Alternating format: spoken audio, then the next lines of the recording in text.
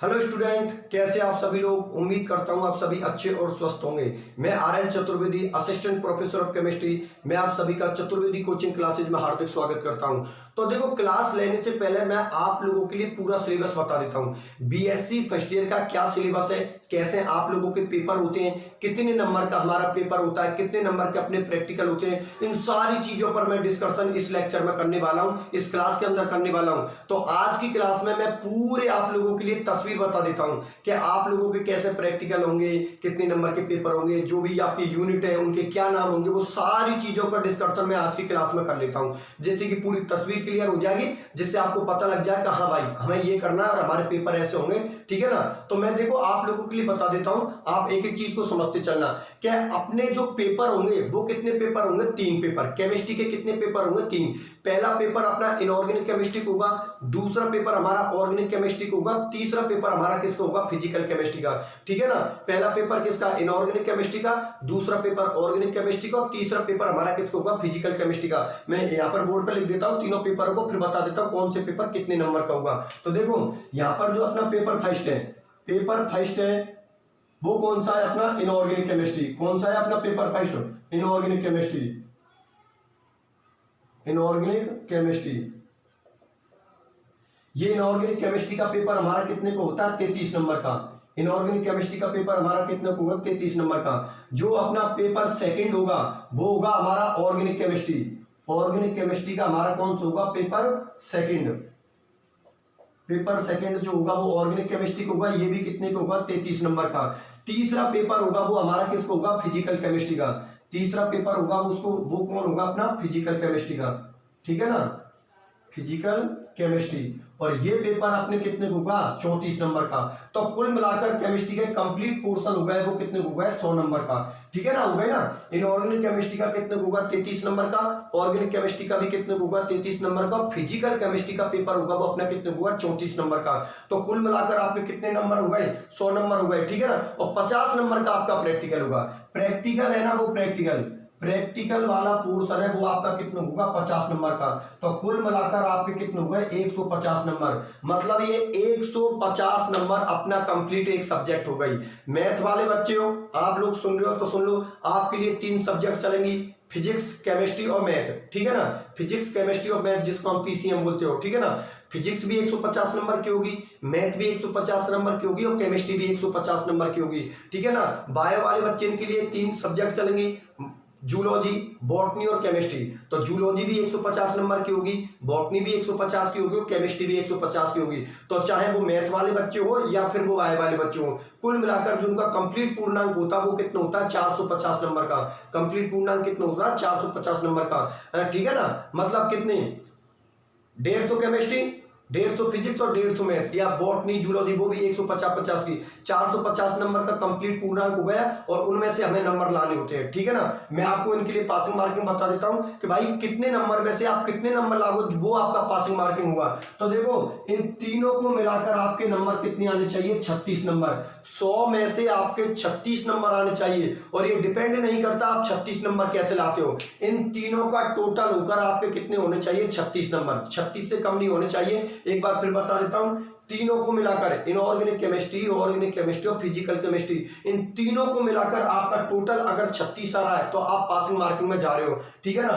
Practical के अंदर हम लोगों का जो पासिंग मार्किंग होता है वो कितने को होता है, 18 नंबर का। ठीक है ना। मतलब 50 में से हमको 18 नंबर लाना अनिवार्य होता है, 18 नंबर पर अपना पासिंग मार्किंग होता है। तो कुल मिलाकर ये हो कि 150 नंबर में से हमको 54 नंबर लाने होते हैं। 150 नंबर में से हमको कितने नंबर लाने होते हैं, 54 नंबर। 54 नंबर अपना क्या होता है, पासिंग मार्किंग होता है। मतलब एक सब्जेक्ट में आप 150 में से 54 नंबर ला रहे हो तो वो आपका पासिंग मार्किंग हुआ है। ठीक है ना। बाकी का आपके लिए बता देता हूं, इनऑर्गेनिक केमिस्ट्री के पेपर के लिए जो अपना टाइम मिलेगा वो 3 घंटे का मिलेगा। भाई जो पेपर में टाइम मिलता है एग्जाम में, इसका कितना होता है, 3 घंटा। ये भी 3 घंटे में, ये भी 3 घंटे में। बाकी का जो प्रैक्टिकल का टाइम होता है वो कितने होते हैं, 5 घंटे। मतलब 5 घंटे हम लोगों के लिए देते हैं कि इस दौरान आप अपने प्रैक्टिकल को कर लो। ठीक है ना। तो इस तरीका से आपकी हो गई। ठीक है ना। इनको हिंदी में बता देता हूं, इसको बोलते हैं अकार्बनिक रसायन, इसको बोलते हैं कार्बनिक रसायन जो कार्बन की केमिस्ट्री होती है, और इसको बोलते हैं भौतिक रसायन मतलब फिजिकल केमिस्ट्री, इसमें ज्यादातर हम मैथमेटिकल चीजों की बात करते हैं, ठीक है ना। अब जैसे फिजिकल प्रॉपर्टीज की बात कर लेते हैं, ठीक है ना। ज्यादातर मैथ वाली मैथमेटिकल चीजों की बात, वैल्यू या बातें हम किस में करते हैं, फिजिकल केमिस्ट्री में, भौतिक रसायन में। तो देखो ये तस्वीर तो मैंने आपके सिलेबस की बता दी, ठीक है ना, कि भाई कौन सा पेपर कितने नंबर का हुआ। जैसे इनऑर्गेनिक का 33 नंबर का, ऑर्गेनिक केमिस्ट्री का 33 नंबर का, फिजिकल केमिस्ट्री का कितने को हुआ 33 नंबर का, प्रैक्टिकल कितने को हुए 50 नंबर के। तो 100 तो इनका टोटल होगा, जिनमें पासिंग मार्किंग कितने होते हैं 36 नंबर, और 50 नंबर का आपका प्रैक्टिकल होगा जिस पर पासिंग मार्किंग कितने होते हैं 18, ठीक है ना। तो कुल मिलाकर 150 नंबर में से हम लोगों को 54 नंबर लाते होते हैं, और ये 54 नंबर अपना क्या होता है, पासिंग मार्किंग। चलो ये इसकी बात कर ली। अब आपका अगला क्वेश्चन है, ठीक है सर ये पेपर तो समझ में आ गए, कौन से पेपर कितने नंबर का, हमारा आगे समझ में। लेकिन सर एग्जाम में पेपर कैसे होगा और हम कैसे जवाब देंगे, उसकी रूपरेखा होगी, जो पेपर की जो डायग्राम होगा वो किस तरीका से होगा, ठीक है ना। मतलब एग्जामिनर किस तरीका से क्वेश्चन पूछेगा और हम लोगों को किस तरीका से जवाब देंगे होंगे। तो मैं पेपर के बारे में और डिस्कशन कर लेता हूं। पेपर के बारे में डिस्कशन करने के बाद फिर जितनी भी अपने सिलेबस में जो यूनिट दे रखी है ना, वो पूरी यूनिट के बारे में मैं डिस्कशन कर लूंगा कि भाई कौन सी यूनिट में क्या मैटर दे रहेगा, सारी चीजों पर मैं डिस्कशन कर लेता हूं, जिससे कि इस वाली क्लास में हमारी सारी तस्वीर क्लियर हो जाए कि हाँ यार ये चीज है हमारे लिए, ठीक है ना। तो मैं यहाँ पर बता देता हूँ, देखो साइड में बता देता हूँ, इधर देख लो, मैं यहाँ पर साइड में बता देता हूँ, तो सुनना भैया ध्यान से। क्या इनऑर्गेनिक केमिस्ट्री हुई या ऑर्गेनिक केमिस्ट्री हुई या फिजिकल केमिस्ट्री, एक पेपर में आपकी कितनी यूनिट होती है 5। जैसे इनऑर्गेनिक केमिस्ट्री की भी आपको 5 यूनिट पढ़नी पड़ेंगी, ऑर्गेनिक केमिस्ट्री की भी 5 यूनिट पढ़नी पड़ेंगी, और फिजिकल केमिस्ट्री की भी हमको कितनी यूनिट पढ़नी पड़ेंगी 5। मतलब आप लोगों को कंप्लीट केमिस्ट्री के अंदर कितनी यूनिट पढ़नी पड़ेंगी 15। 5 इनऑर्गेनिक केमिस्ट्री, 5 ऑर्गेनिक केमिस्ट्री और 5 फिजिकल केमिस्ट्री, इनका टोटल कितना होता है 15। मतलब 15 यूनिट हमको कंप्लीट केमिस्ट्री में पढ़नी होती है, बीएससी फर्स्ट ईयर हो या सेकंड ईयर हो या फाइनल हो, ठीक है ना। तो मैं पेपर के बारे में बता दूं, टाइम तो आपको बता दिया, पेपर का टाइम कितना होगा 3 घंटे का होगा। और एग्जाम में क्वेश्चन किस तरीका से आते हैं, क्वेश्चन इस तरीका से आते हैं कि यूनिट बाकायदा लिखी आएगी। जैसे सपोज करो यूनिट फर्स्ट मैंने पढ़ाई, तो यूनिट फर्स्ट ऐसे आपको पेपर में लिखी आएगी, और यूनिट फर्स्ट ऐसे लिखा आएगा क्वेश्चन नंबर फर्स्ट, और यहाँ पर आएगा क्वेश्चन नंबर सेकंड, बीच में आएगा या, मतलब और, जिसको आप अथवा बोलते हो, ठीक है ना। आप सुनना मेरी बात ध्यान से, देखो यूनिट आपको पेपर में लिखी आएगी कि यूनिट फर्स्ट आप लोगों को मैंने पहले ही बता दिया, क्या बात बता दी मैंने, कि हमारी कितनी यूनिट है, इनऑर्गेनिक केमिस्ट्री हो, ऑर्गेनिक केमिस्ट्री और फिजिकल केमिस्ट्री, एक पेपर में हमारी कितनी यूनिट है 5। तो क्वेश्चन इस तरीका से आता है, बाकायदा आपको यूनिट लिखी आएगी, unit first, question number first, question number second, और बीच में आएगा या। इसका मतलब अगर आपको फर्स्ट क्वेश्चन पसंद है तो आप फर्स्ट को कर लो, किसी से फर्स्ट टच नहीं हो रहा तो कोई दिक्कत नहीं, आप सेकंड कर लो। कहने का मेरा मतलब ये हुआ कि एक यूनिट से हमसे कितने क्वेश्चन पूछे जाएंगे 2, और हमको कितना करना होगा 1। जो आपको पसंद है, ऊपर वाला ये पसंद है तो इसको कर लो, अगर ये पसंद नहीं है तो इसको कर लो। कहने का मतलब ये हुआ एक यूनिट से हमको कितने क्वेश्चन आएंगे 2, और हमको कितना क्वेश्चन करना होता है 1 ही, एक क्वेश्चन करना होता है। इसका मतलब तो ये निकला कि हमारी यूनिट कितनी है 5, तो 5 यूनिटों से कितने क्वेश्चन हुए 10, और हमको एग्जाम में कितने सॉल्व करने होते हैं 5। एक बात फिर सुनना भैया ध्यान से, बहुत मुद्दे की बात है। एग्जाम में हमसे कितने क्वेश्चन पूछेगा 10, क्योंकि कॉमन सी बात है 5 यूनिट है, और एक यूनिट से अगर वो 2 क्वेश्चन पूछ रहा है तो 5 से कितने पूछेगा 10, और हमको एग्जाम में केवल 5 क्वेश्चन ही करने हैं, एक क्वेश्चन अथवा में आएगा। अब आप देख लेना, आपको जो पसंद है वो कर लेना, ठीक है ना। इसी तरीका से यहाँ पर क्या लिखी आएगी, unit second, question number 3, question number 4, अब 3 और 4 में से किसी एक को सेलेक्ट कर लो। उसके बाद यूनिट थर्ड आएगी, फिर उसके बाद 5 और 6, तो 5 को सेलेक्ट कर लो या 6 को कर लो। उसके बाद यूनिट फोर्थ आएगी, जिनमें कौन होगी 7 और 8, और फिर यूनिट 5 आएगी जिसमें होंगे 9 और 10। तो 10 क्वेश्चन हो गए, 5 क्वेश्चनों को सोल्व कर दो। मतलब एक यूनिट से आपको एक क्वेश्चन सेलेक्ट करना है। पेपर का टाइम मैंने आप लोगों को बता दिया कितने घंटे का होगा, 3 घंटे होगा, और प्रैक्टिकल होंगे अपने 5 घंटे के होंगे। तो मुझे नहीं लगता इन चीजों में आपको कोई प्रॉब्लम है। पेपर की रूपरेखा चाहे वो इनऑर्गेनिक केमिस्ट्री हुई, या फिर वो ऑर्गेनिक केमिस्ट्री हो, या फिर वो फिजिकल केमिस्ट्री हो, ये पैटर्न चलेगा। एक यूनिट से 2 क्वेश्चन आएंगे, और आप लोगों को सिर्फ एग्जाम में एक क्वेश्चन ही करना है। एक यूनिट से कितने क्वेश्चन आएंगे 2, और आपको कितने करना 1। इसका मतलब 10 क्वेश्चन आएंगे, और हमको सॉल्व कितने करने होंगे 5। चलो ठीक है, तो देखो पेपरों के बारे में बता दिया कि मतलब कौन से पेपर कितने नंबर का होगा, और जो अपनी एग्जाम के पेपर की रूपरेखा है वो मैंने आपको बता दी कैसे सॉल्व करने हैं आप लोगों को, ठीक है ना। एक यूनिट से 2 क्वेश्चन आएंगे, आपको 1 करना है। चलो ठीक है, अब मैं भाई जो यूनिट दे रखी है, जैसे इनऑर्गेनिक की 5 यूनिट है, ऑर्गेनिक केमिस्ट्री की 5 यूनिट है, फिजिकल केमिस्ट्री की 5 यूनिट है, वो यूनिटों के नाम क्या है जिससे पता तो लगे कि भाई हम पढ़ क्या रहे हैं। तो मैं इनऑर्गेनिक केमिस्ट्री की 5 यूनिटों को बता देता हूँ, फिर ऑर्गेनिक केमिस्ट्री की 5 यूनिटों को बता देता हूँ, फिर मैं फिजिकल केमिस्ट्री की 5 यूनिटों को बता देता हूँ, ठीक है ना। इनको बताने के बाद फिर अपना पेपर चालू कर देंगे, ठीक है ना। मैं पहले ऑर्गेनिक केमिस्ट्री के पेपर लूंगा, ऑर्गेनिक केमिस्ट्री की यूनिटों को करवाऊंगा अच्छे तरीके से, क्योंकि ऑर्गेनिक केमिस्ट्री थोड़ा हमारा बेस बन जाएगा। ऑर्गेनिक केमिस्ट्री सबसे अच्छी केमिस्ट्री में मानी जाती है, ठीक है ना। तो ऑर्गेनिक केमिस्ट्री से मैं आपका पूरा जितना भी लो लेवल से और हाई लेवल तक की सारी चीजें बहुत अच्छी तरीके से करवा दूंगा, आपको कोई प्रॉब्लम नहीं आने वाली। ये तो आप जैसे जैसे मेरे लेक्चर चलते चले उनमें देखते चलना, आप लोगों को एक एक चीज, एक एक वर्ड, एक एक लाइन सब कुछ एक्सप्लेन करूंगा, जीरो लेवल से और हाई लेवल तक, आपको कोई प्रॉब्लम नहीं आने वाली। चलो ठीक है, तो मैं पेपरों के बारे में बात कर लेता हूं कि भाई यूनिटों के बारे में बात कर लेते हैं कि कौन से यूनिट का क्या नाम है। चलो ठीक है, तो मैं पहले शुरुआत किससे कर देता हूं, इनऑर्गेनिक केमिस्ट्री से कर देता हूं। इनऑर्गेनिक केमिस्ट्री से मैं आप लोगों की शुरुआत कर देता हूं कि कौन सी यूनिट का क्या नाम है।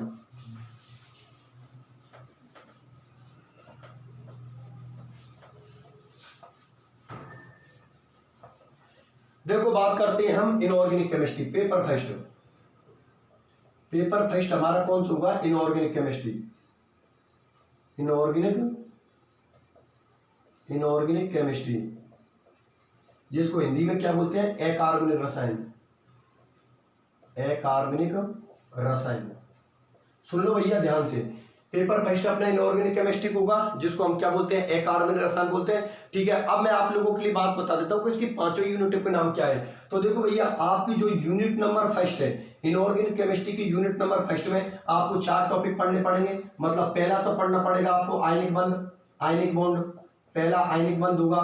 दूसरा अपना कौन सा होगा, धात्विक बंध मतलब मेटेलिक बॉन्ड, धात्विक बंध मतलब मेटेलिक बॉन्ड। तीसरा जो अपना होगा उसका नाम होगा हाइड्रोजन बंध मतलब हाइड्रोजन बॉन्ड, ठीक है ना। और चौथा होगा वांडरवाल बल, वांडरवाल बल मतलब वांडरवाल फोर्स। एक बार फिर सुन लेना भैया, यूनिट फर्स्ट में हमें 4 टॉपिक पढ़ने पड़ेंगे, आयनिक बंध, धातुक बंध, हाइड्रोजन बंध, वांडरवाल बल मतलब ionic bond, metallic bond, hydrogen bond और वांडरवाल फोर्स, ठीक है ना। ये टॉपिक हमको किस में पढ़ने पड़ेंगे, यूनिट नंबर फर्स्ट में। चलो ठीक है, मैं यूनिट नंबर सेकंड की बात कर लेता हूं। देखो जो आप लोगों की यूनिट नंबर सेकंड होगी उसमें हमें पढ़ना सहसंयोजक बंध मतलब कोवेलेंट बॉन्ड, सहसंयोजक बंध, जिसको इंग्लिश में क्या बोलते हैं, कोवेलेंट बॉन्ड, ठीक है ना। क्या बोलते हैं, कोवेलेंट बॉन्ड, इंग्लिश में इसको क्या बोलते हैं, कोवेलेंट बॉन्ड। चलो ठीक है, यूनिट सेकंड में कौन पढ़ना, सहसंयोजक बंध, जिसमें हम एक टॉपिक पढ़ेंगे एमओटी। क्या पढ़ेंगे, एमओटी। आपने ऊपर होगी मॉलिक्यूलर ऑर्बिटल थ्योरी, जिसको आप हिंदी में क्या बोलते हैं, अणुकक्षक सिद्धांत, इंग्लिश में बोलते हैं molecular orbital theory,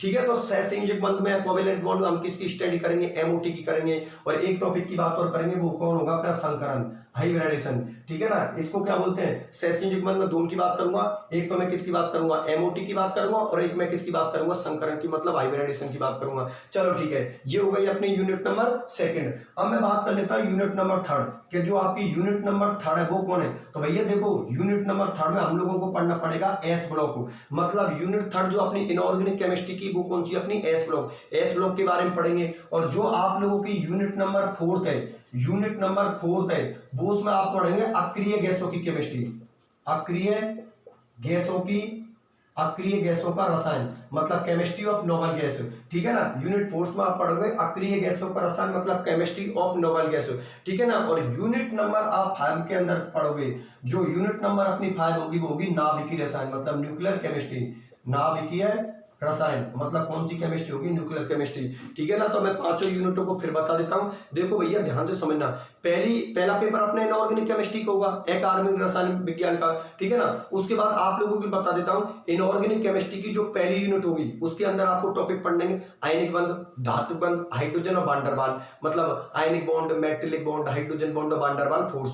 unit second में आपको पढ़ना पड़ेगा सहसंयोजक बंध, जिसमें हम 2 टॉपिकों की बात करेंगे, एमओटी की और संकरण की। मतलब यूनिट सेकंड के अंदर एक किसकी, कोवेलेंट बॉन्ड की बात करेंगे, जिनमें एक तो एमओटी पढ़नी है, एक हाइब्रिडेशन पढ़ना है। चलो ठीक है, यूनिट थर्ड में हम किसकी बात करेंगे, एस ब्लॉक की बात करेंगे। यूनिट फोर्थ में हम नोबल गैसों की केमिस्ट्री पढ़ेंगे, जिसमें हम जीनोन की कंपाउंडों को पढ़ेंगे। और यूनिट नंबर जो अपनी 5 होगी वो होगी नाभिकीय रसायन मतलब न्यूक्लियर केमिस्ट्री। तो ये तो कंप्लीट आपकी स्टोरी, पूरी हिस्ट्री किसकी बता दी मैंने, इनऑर्गेनिक केमिस्ट्री की। क्या इस तरीका से पांचों यूनिटों के ये आपके नाम है। ये बात हमारी किसकी हो गई, इनऑर्गेनिक केमिस्ट्री की। अब मैं बात किसकी कर लेता हूं, ऑर्गेनिक केमिस्ट्री की। ऑर्गेनिक केमिस्ट्री की हमारी यूनिटों के नाम क्या है, ठीक है। तो पेपर जो सेकंड होगा वो अपनी कौन सी होगी, ऑर्गेनिक केमिस्ट्री, तो उसकी बात कर लेते हैं, ठीक है ना। पेपर सेकंड हमारा कौन सा होगा, ऑर्गेनिक केमिस्ट्री। चलो ठीक है, उसकी बात कर लो, क्या दे रखा है क्या नहीं दे रखा है आपकी यूनिटों में। देखो जो अपना पेपर सेकंड होगा वो कौन होगा, अपना ऑर्गेनिक केमिस्ट्री का। पेपर सेकंड होगा वो अपना किसका होगा, ऑर्गेनिक केमिस्ट्री का। ऑर्गेनिक केमिस्ट्री, ऑर्गेनिक केमिस्ट्री जिसको क्या बोलते हैं, कार्बनिक रसायन। कार्बनिक रसायन, ऑर्गेनिक केमिस्ट्री को हम हिंदी में क्या बोलते हैं, कार्बन रसायन। मतलब इसमें किसकी केमिस्ट्री होती है, कार्बन की केमिस्ट्री होती है। सारी की सारी पूरी की पूरी केमिस्ट्री किसकी होती है, कार्बन की। तो इसकी पांचों यूनिट क्या दे रखी है, उन पांचों यूनिटों पर डिस्कशन कर लेते हैं। तो देखो ध्यान से समझना, जो अपनी पहली यूनिट है, उसका नाम है कार्बनिक अभिक्रियाओं की, कार्बनिक अभिक्रियाओं की क्रियाविधि, कार्बनिक अभिक्रियाओं की क्रियाविधि, कार्बनिक अभिक्रियाओं की क्रियाविधि। एक बार फिर से लेना, ऑर्गेनिक केमिस्ट्री का जो पेपर सेकंड होगा उसमें फर्स्ट जो यूनिट होगी वो होगी कार्बनिक अभिक्रियाओं की क्रियाविधि, मतलब mechanism of organic reaction. Mechanism of organic reaction, unit first का नाम होगा कार्बनिक अभिक्रियाओं की क्रियाविधि, मतलब मैकेनिज्म ऑफ ऑर्गेनिक रिएक्शन। ठीक है ना, ये आपकी यूनिट नंबर फर्स्ट है, जिसमें आप वो 11th-12th में आप लोग पढ़ोगे प्रतिस्थापन, योगात्मक, विलोपन, पुनर्विन्यास, मतलब इंग्लिश में क्या बोलते हैं, इसको बोलते हैं सब्स्टिट्यूशन, एडिशन, एलिमिनेशन, रीअरेंजमेंट। इन सब की बात हम किस में करेंगे, यूनिट नंबर फर्स्ट में। यूनिट नंबर आपकी जो ऑर्गेनिक केमिस्ट्री की सेकंड होगी वो होगी आपकी त्रिविम रसायन, जिसको इंग्लिश में क्या बोलते हैं, स्टीरियो केमिस्ट्री। त्रिविम रसायन, जिसको इंग्लिश में क्या बोलते हैं, स्टीरियो केमिस्ट्री। एक बार फिर तो लेना, यूनिट जो आपकी सेकंड होगी जिसका नाम होगा त्रिविम रसायन, मतलब स्टीरियो केमिस्ट्री। जो आप लोगों की यूनिट नंबर थर्ड होगी उसमें हमको पढ़ने एल्केन और साइक्लो एल्केन। क्या पढ़नी है, alkane and cycloalkane, cycloalkane. ठीक है ना, इधर देख लेना आप लोग, इसमें हम किसकी बात करेंगे, एल्केन और साइक्लो एल्केन की। यूनिट नंबर जो अपनी थर्ड होगी ऑर्गेनिक केमिस्ट्री की उसका नाम होगा एल्केन एंड साइक्लो एल्केन। चलो ठीक है, यूनिट नंबर जो अपनी इनऑर्गेनिक केमिस्ट्री की होगी उसका नाम होगा आपका एरिन एवं एरोमेटिक का। एरिन एवं एरोमेटिक का, एरिन एवं एरोमेटिक का मतलब arene and aromaticity, arene and aromaticity मतलब एरिन एवं एरोमेटिकता आपकी कौन सी होगी, यूनिट नंबर 4। और जो आप लोगों की यूनिट नंबर 5 है, जो आप लोगों की यूनिट नंबर 5 है उसमें पढ़ोगे आप alkyl halide, alkyl halide, alkyl halide और एरिल हैलाइड, एल्किल हैलाइड और एरिल हैलाइड, एल्किल हैलाइड और एरिल हैलाइड। भैया ध्यान से समझ लेना आप लोग, जो अपना पेपर सेकंड होगा वो किसको होगा, ऑर्गेनिक केमिस्ट्री का। यूनिट फर्स्ट हमारी कार्बनिक अभिक्रिया की क्रियाविधि मतलब mechanism of organic reaction. Unit second होगी वो कौन होगी, स्टीरियो केमिस्ट्री मतलब त्रिविम रसायन। यूनिट जो अपनी थर्ड होगी वो होगी एल्केन और साइक्लो एल्केन की। यूनिट नंबर जो अपनी फोर्थ होगी उसका नाम होगा एरिन एवं एरोमेटिकता मतलब एरिन्स एंड एरोमेटिसिटी। और यूनिट नंबर 5 में हम पढ़ेंगे एल्किल हैलाइड और एरिल हैलाइड मतलब alkyl halide and aryl halide. तो ये कंप्लीट आप लोगों का जो सिलेबस बताया है वो मैंने किसका बताया, ऑर्गेनिक केमिस्ट्री का।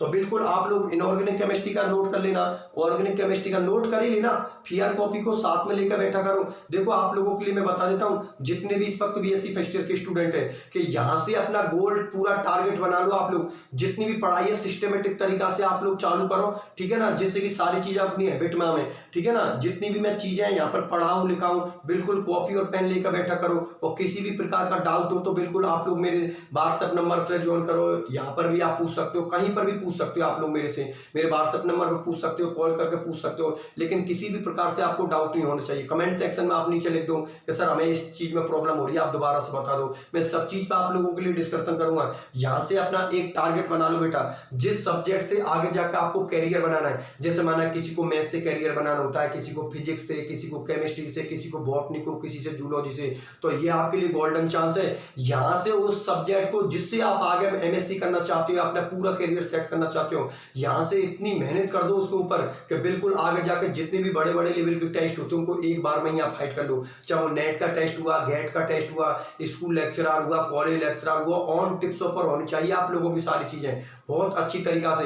ये नहीं कि बीएससी थर्ड ईयर हुए फिर सोच रहे कि हमें तो एमएससी इस सब्जेक्ट से करने, नहीं, फिर काफी देर हो चुकी होगी। अभी आप लोगों के लिए बिल्कुल गोल्डन चांस है, यहाँ से एक नई पारी की शुरुआत करो। देखो 11th-12th में आप पढ़े नहीं पढ़े यहाँ पर कोई चीज प्रॉब्लम नहीं करती। यहाँ पर डिपेंड ये करता है कि आपने बीएससी फर्स्ट ईयर में, सेकंड ईयर फाइनल में, एमएससी प्रीवियस एमएससी फाइनल में किस तरीके से पढ़ाई करी है। मैं आप लोगों से बोल रहा हूँ ये 5 साल है आपके करियर की, जिनमें 3 तो आपकी बीएससी होंगी और 2 आपकी एमएससी होंगी। 5 साल जम कर पढ़ाई कर लो, तभी तो बोलते हैं कि स्टूडेंट की जो अपनी पढ़ाई होती है कॉलेज लेवल की, उसमें ये पंचवर्षीय योजना चलती है। पंचवर्षीय योजना का मतलब समझे, 3 तो आपकी बीएससी होंगे, 2 आपकी एमएससी। इतनी शानदार तरीका से क्लियर करो कि आगे कोई भी टेस्ट देना पड़े, कोई कंपटीशन देना पड़े, उसको एक बार में ही आप लोग फाइट करो, ठीक है ना, बिल्कुल पूरी एनर्जी के साथ। अगर अब तक आप लोगों ने पढ़ाई जैसे जूनियर सीनियर में कोई स्टूडेंट नहीं कर पाते हैं, ठीक है ना, तो कोई प्रॉब्लम नहीं। अब यहाँ तक जो कुछ हुआ कोई दिक्कत नहीं है। यहाँ से आप कॉलेज लेवल से आपकी लाइफ स्टार्ट होती है। यहाँ से 3 साल तो बीएससी में जम के पढ़ाई करो, उसके बाद 2 साल एमएससी में करो। इतने शानदार तरीका से रिजल्ट निकल के सामने आएंगे।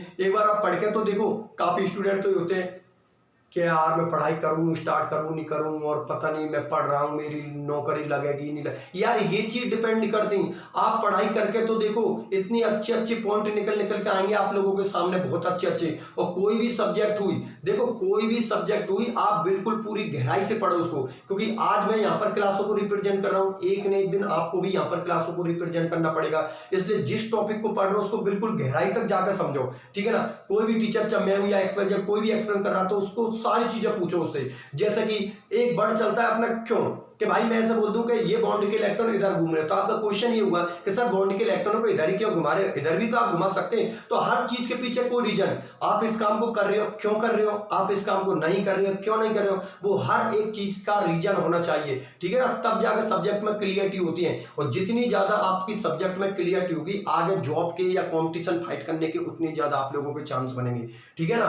आपके जितने भी चांस, जितनी ज्यादा आपकी सब्जेक्ट सॉलिड होगी, ठीक है ना, चाहे वो मैथ हुई, फिजिक्स हुई, केमिस्ट्री हुई, बॉटनी या जूलॉजी, जितनी ज्यादा आपकी सब्जेक्ट सॉलिड होगी, उतनी जल्दी आप कंपटीशन एग्जामों को फाइट करोगे, और उतनी ही जल्दी आप जहां पर भी आपको जॉब लेना होगा वहां पर आराम से जॉब मिल जाएगा, ठीक है ना। सबसे मेन डिपेंड करता है कि आपको सब्जेक्ट कैसी आती है। इसलिए बोल रहा हूं जिस लेक्चरर का भी आप सिलेक्शन करो, उसको सोच समझ के करो, और उनके लेक्चरों की कंपेयर करो कि यार ये सर किस चीज पे फोकस करते हैं, ये सर किस चीज पे फोकस करते हैं। जो टॉपिकों में अंदर जाकर चीजों को बिल्कुल खोल के एक्सप्लेन कर रहे हैं, उसी को ज्वाइन कर लो, क्योंकि वही आपके लिए बेस्ट है।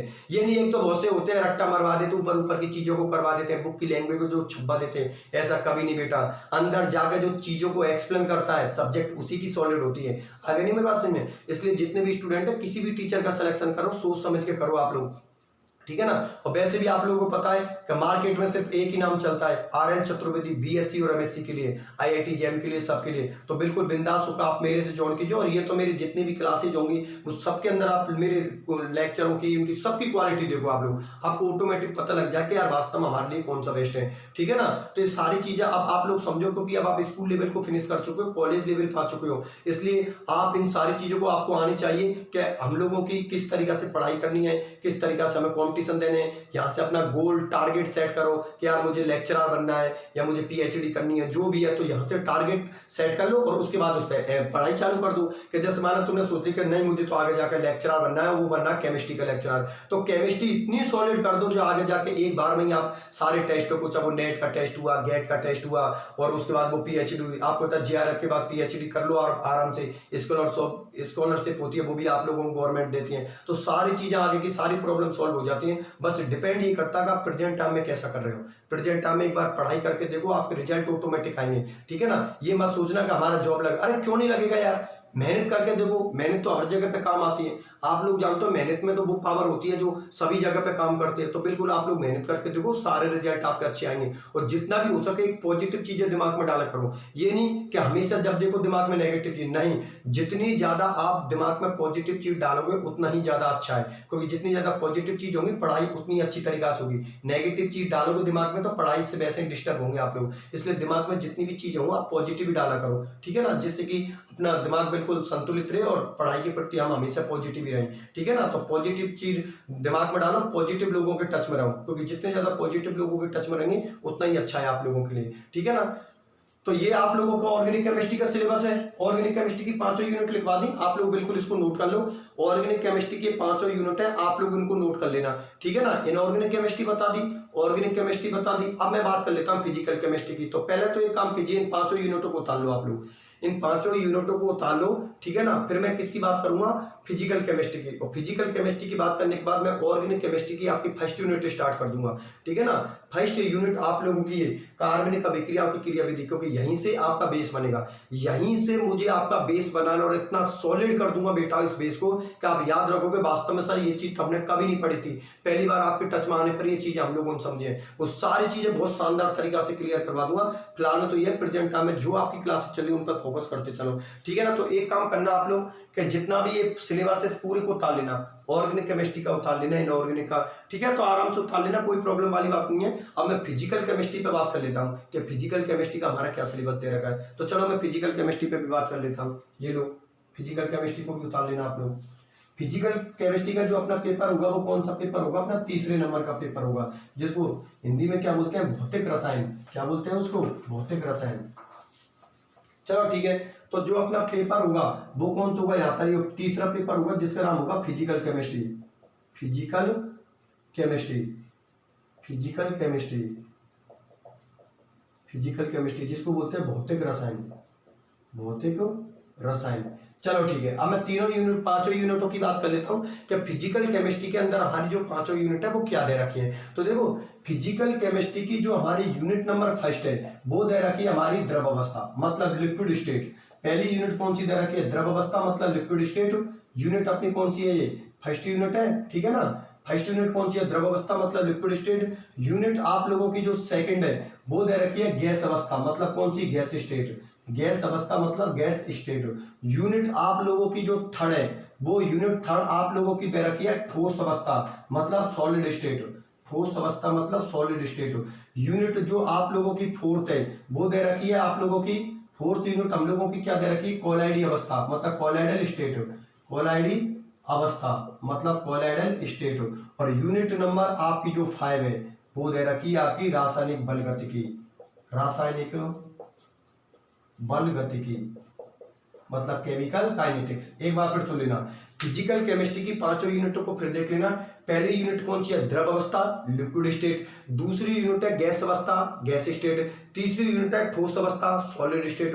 चौथी यूनिट है कोलाइडी अवस्था मतलब कोलाइडल स्टेट। और पांचवी यूनिट है रासायनिक बल गतिकी मतलब केमिकल काइनेटिक्स। तो ये आपका कंप्लीट किसका टॉपिक हो गया, फिजिकल केमिस्ट्री का। सारी की सारी चीज किसकी हो गई, फिजिकल केमिस्ट्री की। तो मैंने आप लोगों को पहले, सबसे पहले तो मैंने पेपर बताए थे कि भाई पेपर कितने नंबर का होता है। तो 34 नंबर का, जिसमें पासिंग मार्किंग 36 नंबर होती है। 18 नंबर का 50 नंबर का प्रैक्टिकल होता है जिसमें पासिंग मार्किंग कितने होता है, 18। फिर मैंने ये बताया कि कुल मिलाकर कितने हुए, 150। 150 में से हमारा कंप्लीट पासिंग मार्किंग होता है वो कितने होता है, 54 नंबर का। चलो ठीक है, उसके बाद में पेपर पर आया था कि मतलब जो एग्जाम में पेपर होता है वो किस तरीका से होता है। तो 3 घंटे का हमारा टाइम होता है और 5 घंटे का अपना प्रैक्टिकल टाइम होता है। तो 3 घंटे का जो टाइम होता है एग्जाम में, उनमें क्या होता है, एक यूनिट से हमारे कितने क्वेश्चन आते हैं, 2। और हमारे पता है कि इनऑर्गेनिक केमिस्ट्री हुई, ऑर्गेनिक केमिस्ट्री हुई या फिजिकल केमिस्ट्री, अपनी कितनी यूनिट है, 5। तो एक यूनिट से 2 क्वेश्चन आ रहे हैं, तो 5 से कितने आ रहे हैं, 10। और आपको एक यूनिट से जो 2 क्वेश्चन आते हैं उनमें से आपको सिर्फ एक ही टच करना है, मतलब एक ही करना है। तो कुल मिलाकर जो 10 क्वेश्चन आएंगे उनको हमको 5 को जवाब देने।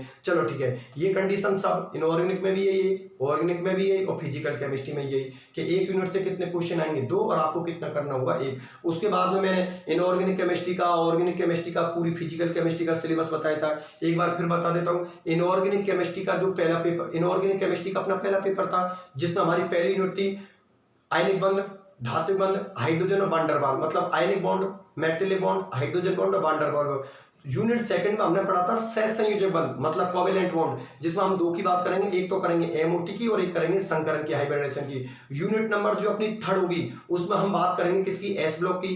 यूनिट नंबर 4 होगी उसमें केमिस्ट्री ऑफ नोबल गैस मतलब अक्रिय गैसों के रसायन की बात करेंगे। यूनिट नंबर 5 में हम बात करेंगे नाभिकीय रसायन मतलब न्यूक्लियर केमिस्ट्री। ये तो होती है आपकी इनऑर्गेनिक केमिस्ट्री। उसके बाद मैंने ऑर्गेनिक केमिस्ट्री का बताया कि भाई ऑर्गेनिक केमिस्ट्री में क्या था। तो ऑर्गेनिक केमिस्ट्री की पहली यूनिट थी कार्बनिक अभिक्रियाओं की क्रियाविधि मतलब मैकेनिज्म ऑफ ऑर्गेनिक रिएक्शन।